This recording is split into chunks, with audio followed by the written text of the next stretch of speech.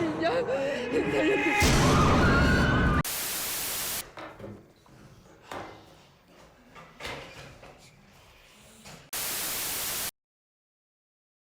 Well, would you look at the time? Hello everyone, and welcome back to 4+, your favorite horror show, starring your favorite host. We're going to start off with a bit of a story today. The other day I was in my house, I was upstairs reading, and then I saw this guy walk in, and then I stabbed him 37 times. I mean, I started to think about a horror movie. Not just any horror movie, but instead an international treasure. Not Who Killed Captain Alex, the first Ugandan action movie. Instead, we're going to talk about one of my favorite topics, zombies. Yes, once again, I'm back telling you about a group of brainless people trying to convert you into their world-ending numbers. Something about it just feels relatable, I guess. Zombies, as we've discussed many times on this channel, saw a huge resurgence in the early 2000s. Movies in particular really capitalized on this between remakes like Dawn of the Dead, adaptations like Resident Evil, and original works like Zombieland. But one movie that really stood above the rest in my opinion was Wreck. The movie was directed by... oh boy, I don't know how to pronounce that. See, I've actually Googled this pronunciation, and I have not been given a proper pronunciation for this name, so I'm just going to go with what I think I heard most. The movie was directed by Homie Balaguero and Paco Plaza. I'm here to see Paco. It was shown at multiple festivals, most notably the 64th Venice International Film Festival, and it was a smash hit with audiences and eventually got a theatrical run in Europe. In the US, however, this, sadly as far as I'm aware, has only a DVD release. It would later get a remake called Quarantine, starring Dexter's sister, but it was not anywhere near the quality of this movie. Later sequels would befall the same fate, but we're only here to talk about the frightening original movie. If you haven't seen the movie at the time of recording, it's free on Tubi, and I would highly recommend it, especially since it's the Spanish version. Yes, the sub is better than the dub, as per usual. But enough gab. Everyone grab your fire helmets and turn on your cameras. This is Wreck. But before we begin, please be sure to like and subscribe, as well as check the description below for our socials, as it really helps us out. Alright, now we can go. We open up, and I'm already going to give this movie a 10, as we see our leading lady, Angela Vidal. If the format of this screen is any hint, she is a reporter, but she seems to be struggling with her lines. Something I can relate to. We can see we're in a fire station, as she explains they are on a late night show documenting the average night of a fireman, before flubbing the line up again. Amateur hour, I swear. We cut to later in the night as she whispers into the camera's ear to cut if this gets difficult. She interviews the lead of the shift as he lets her try on some gear, and we're told if there is a call, Angela and the cameraman will get to come along. We cut to the cafeteria and see a feast going on where we are introduced to Manu, who looks like Jeff Bezos, and Alex, who looks like Alex, not the lion. Angela helps put the microphone on Manu and Alex as she gets ready for an interview with the latter. They swap sides, to which Alex explains the average night is pretty boring, and even if they do get calls, it's simple stuff like water issues or caring for a pet. Angela, however, expresses a desire to want to see some action, acknowledging it is kind of selfish, but it would be thrilling. Angela is leisuring as the night crawls on, very slowly like Harry Potter at the end of Deathly Hallows. She tries to interview some ladies, but they friend-zone her immediately. That's their loss, I guess. Angela wanders through the dining room near the barracks and catches a shirtless dude. After, they're shooting some b-ball when an alarm tells them that there's some problems in their neighborhood. Angela puts on her Dante jacket and sprints down to the truck. She explains the situation to the viewers as the firemen have a bit of fun talking about putting on the siren and stuff. We sadly don't get some siren fun, but we are soon at the scene. Angela guides us along inside as we see the inhabitants of this building. Things are a little chaotic, but basically we are told there was a scream upstairs.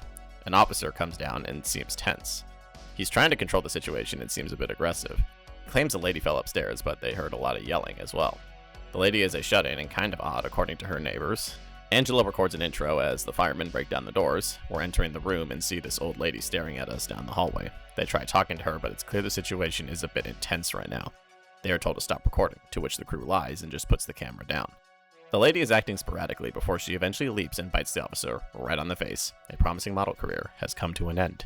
The firemen get downstairs and Angela tells Pablo to keep recording, but things only get worse. They try to get him out, but apparently they're locked inside. They scream for an ambulance, but the commissioner basically says, survive, and keeps them locked in. There's a lot of infighting as the police officer tries to follow orders while Angela demands an explanation. They go back and forth before Manu takes charge trying to save the downed officer's life. Noble cause, but it's not a realistic one. The situation only gets worse after we get an iCarly moment. Alex seemingly took all the fall damage as Manu and the officer go up the stairs to investigate. The camera smacks, so we end up cutting to Angela affirming that they are going to record everything. Screams are heard as they ascend slowly, looking for Manu and the policeman. Pablo goes inside, despite Angela's pleas, as a lady comes sprinting out. Manu and the officer arrive as the lady returns. She tries to get a double kill, but they do what must be done. You had to do it, man. It's okay. It's quite a dire scene as both men feel guilty and leave. Angela stays behind and asks, or rather demands, Pablo to play the footage. We get an instant replay of that mag dump before we cut back to the floor. Manu and the officer butt heads as Manu tries to find a way out with the officer calling to obey orders. One of the tenants reveals her daughter has a fever, but the cops announce a health inspector will show up soon. He's currently busy. The civilians demand answers as the mother begs them to help their sick child.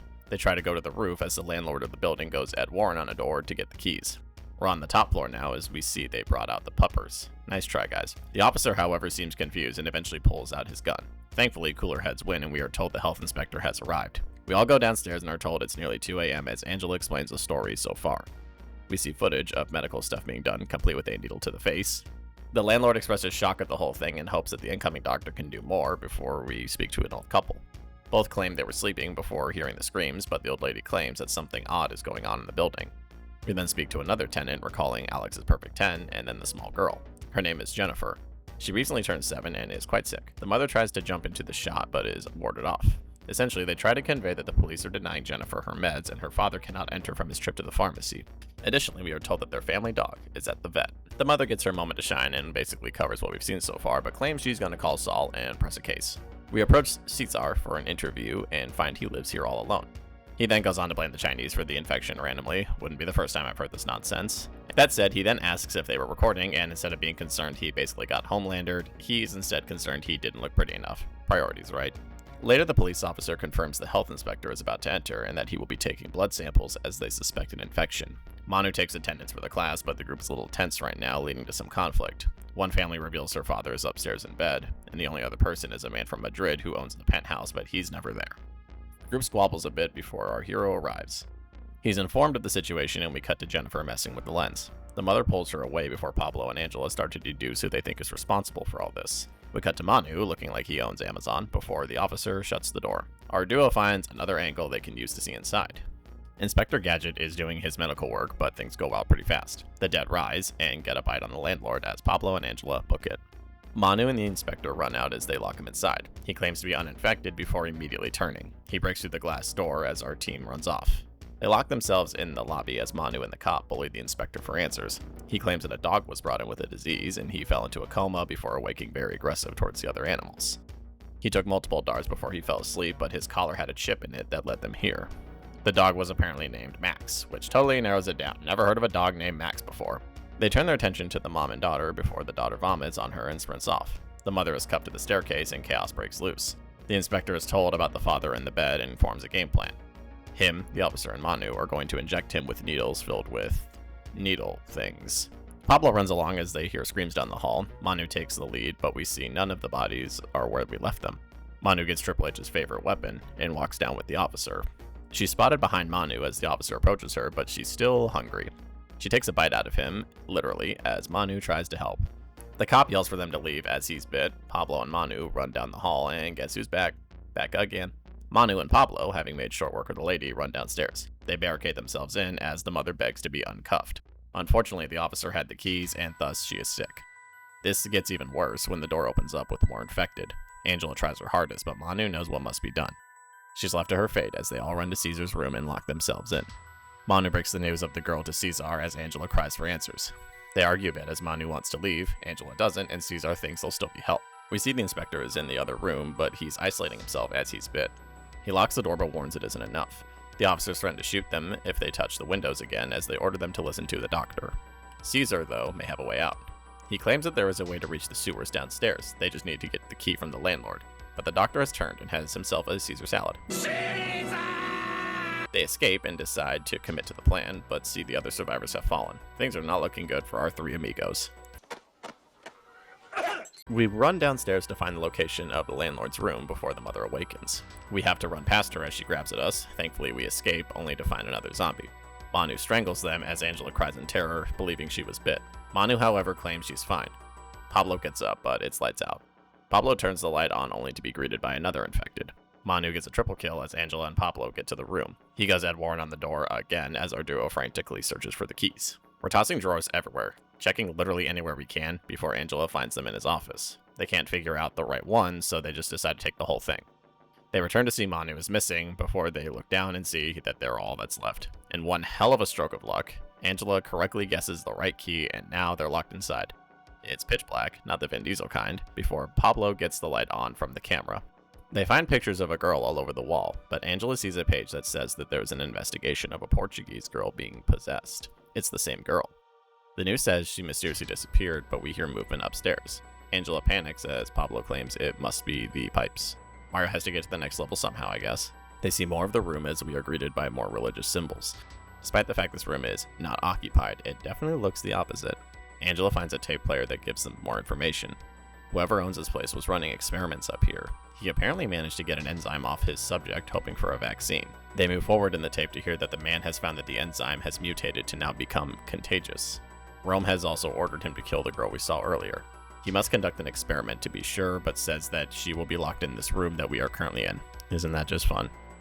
The attic door opens as Pablo goes to take a look inside, despite Angela's cries. Surely nothing wrong can happen, right?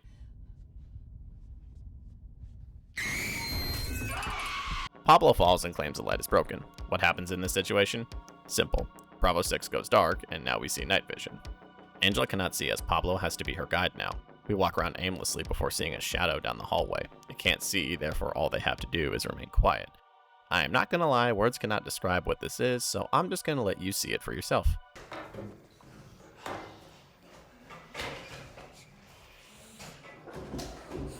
What the flark is that, man? I'm not quite sure even what the official name of this thing is, so I'll just give it the first name that comes to mind. Kelly. So Kelly wanders about before suddenly a noise is heard. This prompts our characters to run, but Kelly catches Pablo and performs a fatality on him. There goes my favorite backyard again. Who's gonna break the news to the rest of them? Angela wanders blindly, screaming for Pablo before she finds the camera. She sees Kelly eating Pablo before she falls and lands in front of the camera. She can hear a screeching sound before she's dragged into the darkness.